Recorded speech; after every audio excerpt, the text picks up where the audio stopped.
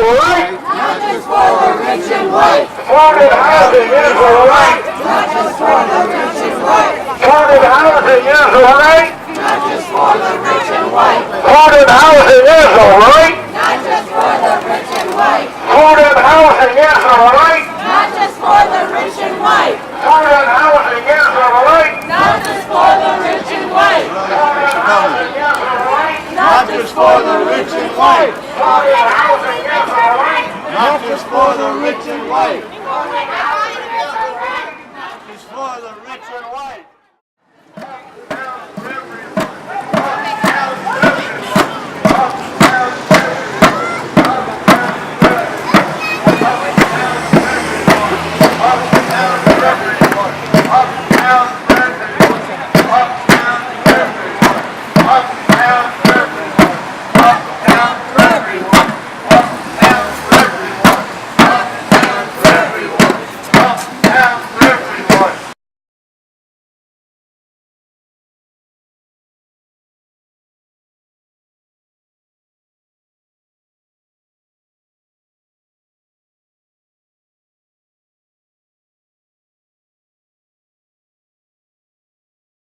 About food, but it's about more than that. It's more not displacing people and not implying that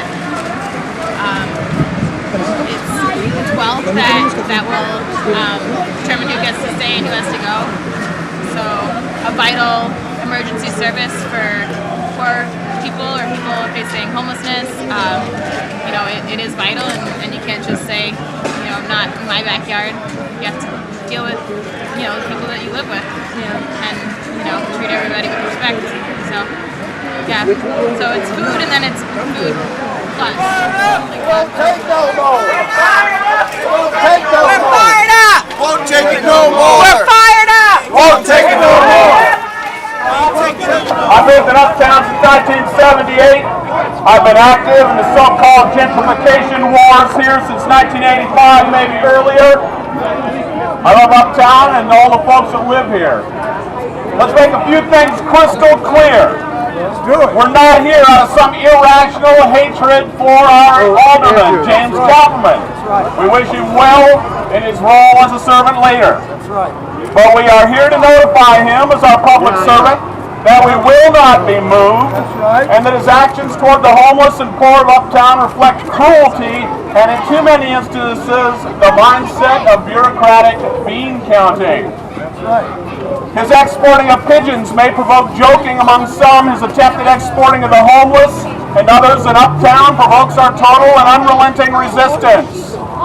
We do not accept the Alderman's alleged authority in all matters having to do with the homeless and poor simply because he once was a social worker, by any more than we accept Republican vice presidential candidate Paul Ryan's alleged expertise on economics.